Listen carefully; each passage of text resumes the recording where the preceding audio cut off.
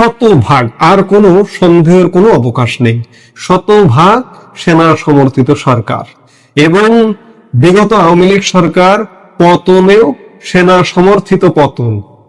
আপনি যত কথাই বলুন, আমি এর আগে অসংখ্য ভিডিওতে বলেছি যে সেনাবাহিনী যদি চাইতো সেই সরকারটিকে সুরক্ষা দেবে, রক্ষা করবে, তাহলে কারো বাবার ক্ষমতা ছিল না যে আওয়ামী লীগ সরকারকে পতন ঘটায়। কিন্তু সেনাবাহিনী সেনা সমর্থনে, সেই সময়ের আন্দোলন সহিংসতাকারীদের সমর্থনে আওয়ামী লীগ সরকারের পতন ঘটে। এবং 5 অগস্ট 2024 সালে আওয়ামী লীগের পতন ঘটলো। পতন ঘটে 3 দিন সরকারবিহীন শূন্য সরকার ছিল। এখনো যদি শূন্য সরকার বলেন, খুব বেশি ভুল বলা হবে না, কারণ কখনো কখনো বিভিন্ন কর্মকাণ্ডে মনে হয় যে বাংলাদেশে সরকার নেই। 3 দিন গ্যাপ দিয়ে 8 অগস্ট 2024 বর্তমান অন্তর্বর্তীকালীন সরকার ডক্টর ইউনূসের নেতৃত্বে গঠিত হয়। এই সরকারটিও সেনা সমর্থিত সরকার। বিগত 11 মাসে নানা রকম গাল গল্প ফাঁদা হয়েছে, গাল গল্প দেওয়া হয়েছে যে সেনাবাহিনীর সাথে ইউনূসের দ্বন্দ্ব, সেনা প্রধানের সাথে ইউনূসের দ্বন্দ্ব, সেনা প্রধান জেনারেল ওয়াকারুজ্জামানকে অপসারণ করানো হবে, এটা করা হবে, সেটা করা হবে, সেনা প্রধান জেনারেল ওয়াকারুজ্জামান ডক্টর ইউনূসকে পছন্দ করছেন না, তাকে সরিয়ে দেবেন, এটি সেটি বিভিন্ন কিছু, এই বুঝি সরিয়ে দিচ্ছেন, এই বুঝি এই সরকারের অবসান ঘটছে। এগুলো কিচ্ছু না, এগুলো বোগাস আলাপ। এগুলো ছড়িয়ে দেওয়া হয়। কে ছড়িয়ে দেয়, কারা ছড়িয়ে দেয়? ছড়িয়ে দেওয়া হয়, বিশেষ জায়গা থেকে ছড়িয়ে দেওয়া হয় যে এই নাটকগুলো, এগুলো সম্পূর্ণ একটা বড় ধরনের স্ক্রিপ্টের অংশ। যে ছড়িয়ে দিন, দিয়ে একটা পরিস্থিতি ক্রিয়েট করুন যে না, সেনাবাহিনী এই সরকারের বিরুদ্ধে, এই সরকারের অনিয়ম অত্যাচারের বিরুদ্ধে এই সরকারকে সমর্থন করছে না। আবার ইউনূস সরকারের দিক থেকেও মনে হচ্ছে যে সেনা প্রধানের সাথে, সেনাবাহিনীর সাথে টানাপোড়েন চলছে, কিন্তু কিচ্ছু না। আপাতমস্তক আজকে 11 মাস যাবত যা কিছু দেশ বিরোধী অনিয়ম, অস্থিরতা, সামাজিক অস্থিরতা, ধর্মীয় উন্মাদনা যেগুলি ঘটছে না কেন, সবকিছু দায় সেনাবাহিনী এড়াতে পারে না। ইউনূস সরকারকে পূর্ণ সমর্থন দিয়ে যাচ্ছে সেনাবাহিনী। আজকে দেখুন, আমাদের মুক্তিযুদ্ধ স্মৃতি চিহ্ন সব প্রায় ভেঙে দেওয়া হয়েছে, ভেঙে দেওয়া হচ্ছে। এটা কারা করছে? সরকার এটা প্রতিরোধ করতে পারছে না কেন? সেনাবাহিনী তো সরকারের সাথে আছে। আরেকটি খুব উল্লেখযোগ্য কথা বলতে হয় যে 111-এর যে তত্ত্বাবধায়ক সরকারটা ছিল, সেনা সমর্থিত তত্ত্বাবধায়ক সরকার, সেই সময় সেনাবাহিনী মাঠে ছিল, ম্যাজিস্ট্রেসি পাওয়ার নিয়ে মাঠে কিন্তু ছিল না। আজকে সেনাবাহিনী সর্বোচ্চ ক্ষমতা নিয়ে মাঠে আছে, ম্যাজিস্ট্রেসি পাওয়ার নিয়ে মাঠে আছে। তারপরেও মব থেকে রক্ষা পাচ্ছে না সাধারণ মানুষ, মব থেকে রক্ষা পাচ্ছে না বিশেষ করে সংখ্যালঘু সম্প্রদায়ের ধর্মীয় প্রতিষ্ঠান। এই যে গতকালকেও রাজধানী ঢাকার খেলক্ষেতে একটি মন্দির ভাঙা হয়েছে। এমন অবস্থা চলছেই। এই যে চলমান এই অবস্থাগুলো, এগুলো থেকে কি সেনাবাহিনী, সেনা প্রধান জেনারেল ওয়াকারুজ্জামান দায় এড়াতে পারেন? ডক্টর ইউনূস যেমন দায় এড়াতে পারেন না, সেনা প্রধান জেনারেল ওয়াকারুজ্জামানও কিন্তু দায় এড়াতে পারেন না। আজকে যদি আপনি তুলনা করেন যে 111-এর সেনা সমর্থিত তত্ত্বাবধায়ক সরকার আর আজকের ডক্টর ইউনূসের সেনা সমর্থিত তত্ত্বাবধায়ক সরকার, দুটো একই, দুটোই সেনা সমর্থিত, কিন্তু 111-এর সেনা সমর্থিত তত্ত্বাবধায়ক সরকার এই সরকারের থেকে অনেক অনেক গুণে ভালো সরকার ছিল। কারণটা হচ্ছে সেই সময় অসংখ্য দুর্নীতি বিরোধী অভিযান হয়েছে। সেই সময় সব রাজনৈতিক দলের দুর্বৃত্তদের, অপরাধীদের ধরা হয়েছে, অ্যারেস্ট করা হয়েছে, আইনের আওতায় আনা হয়েছে, ভোটার তালিকা সংস্কার করা হয়েছে, ভোটার তালিকা হালনাগাদ করা হয়েছে। এই যে এনআইডি কার্ড দেখছেন আজকে, এই এনআইডি কার্ড কিন্তু সেই সময়ের 111-এর অন্তর্বর্তীকালীন সরকারের। সেই সময় ব্যাপক কাজ হয়েছে। সেই সময় সাধারণ মানুষের মনে একটা সাহস ছিল, সাধারণ মানুষ নির্বিঘ্নে চলাফেরা করতে পারত, যে কোনো বিপদ আপদ হলে সেনাবাহিনী পাশে দাঁড়াবে, কিংবা র্যাব পাশে দাঁড়াবে, কেউ না কেউ পাশে দাঁড়াবে। কিন্তু আজকে সাধারণ মানুষ মহা বিপদে পড়ে গেলেও কেউ পাশে দাঁড়ায় না, বরঞ্চ অপরাধীদের পাশে দাঁড়ায়। আপনারা বিভিন্ন সময় দেখেছেন যে অপরাধীরা অপরাধ করছে, চুরি করতে গেছে, ডাকাতি করতে গেছে। সেই ডাকাতি করতে গিয়ে আপনাদের এই মুহূর্তে নিশ্চয়ই মনে পড়বার কথা, আমার যেটি মনে পড়ছে আপনাদের স্মরণ করিয়ে দেই, যে গাজীপুরে সাবেক মুক্তিযুদ্ধ বিষয়ক মন্ত্রী আকম মোজাম্মেল হকের বাড়িতে একদল ডাকাত, যারা নাকি ছাত্র সমন্বয়ক, ডাকাতি করতে গিয়েছিল।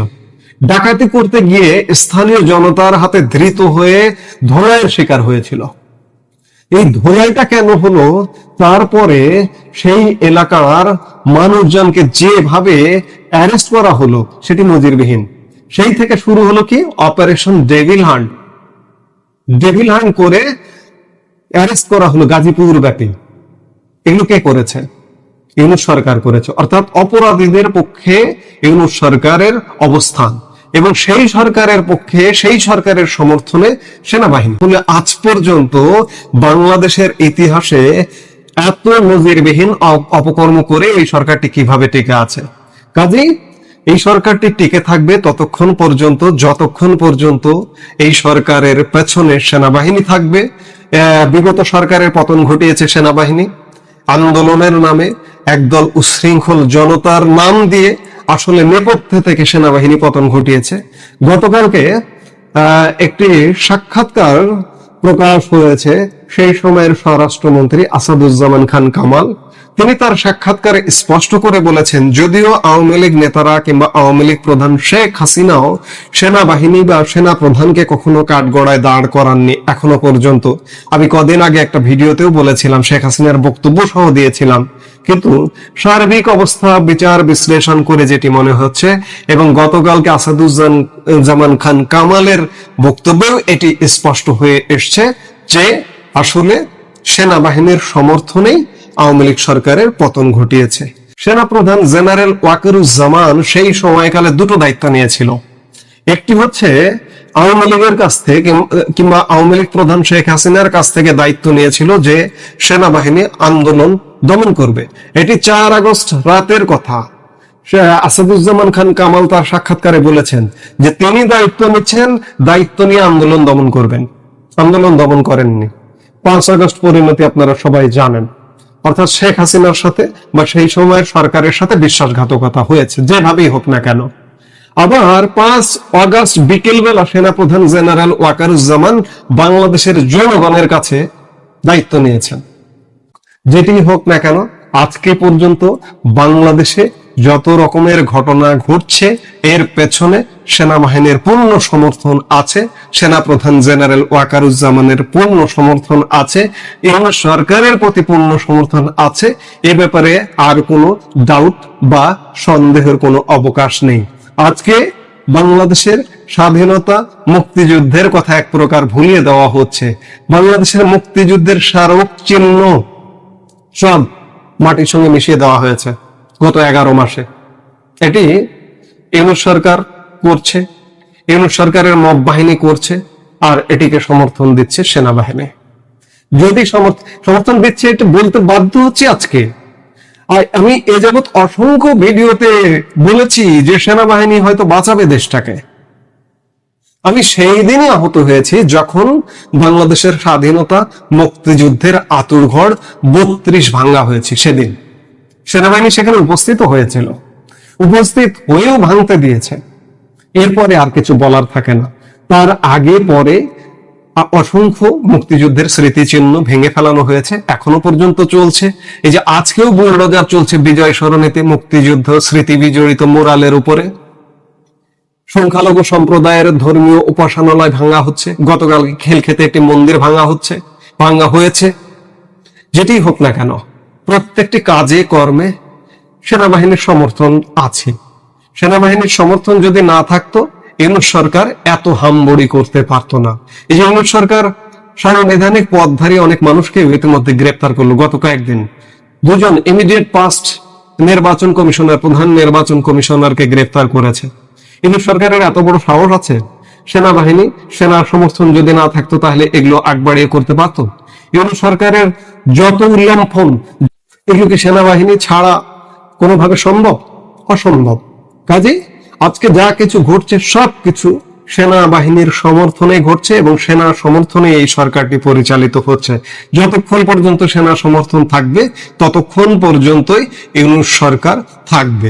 এখন পর্যন্ত আপাত দৃষ্টিতে মনে হচ্ছে যে সেনাবাহিনীর পূর্ণ সমর্থন রয়েছে ইউনূস সরকারের, এবং যা কিছু কার্যক্রম চলছে, একটি ডামি নির্বাচন করবারও, একতরফা নির্বাচন করবারও প্রচেষ্টা চলমান। আমরা এই প্রচেষ্টাকে ব্যাহত করবা বা বাধা দেওয়ার ক্ষেত্রে কোন রকমের তৎপরতা আমরা সেনাবাহিনীর দেখছি না, দেখিনি, যার দরুন এটি সেনা সমর্থিত তত্ত্বাবধায়ক সরকার।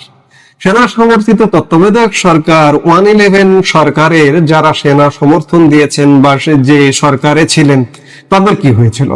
সেই সময় অনেক ভালো কাজ হয়েছিল, ভালো কাজের সাথে অনেক খারাপ কাজও হয়েছিল, যার দরুন সেই সময়ের সেনা সমর্থন যিনি দিয়েছেন সেই মঈন আহমেদের কি পরিণত হয়েছে, ফখরুদ্দিন আহমেদের কি পরিণতি হয়েছে? তারা তো দেশেই নেই, এটাই তো পরিণতি। আজকে যদি অন্যায় হয়ে থাকে নিশ্চয়ই সময় একদিন বিচার করবে। আজকে যিনি সরকার প্রধান আছেন, যিনি সমর্থন দিচ্ছেন, তাদেরও বিচার একদিন নিশ্চয়ই প্রকৃতি করবে, আর কোন সন্দেহ নেই। একথাই বলতে চাই যে ডক্টর ইউনূসের সরকারটিও সেনা সমর্থিত তত্ত্বাবধায়ক সরকার বা অন্তর্বর্তীকালীন সরকার, যেটি বলেন না কেন, এটি শতভাগ সেনা সমর্থিত সরকার। এই মুহূর্তে এ পর্যন্তই। সবাই ভালো থাকুন, সুস্থ থাকুন।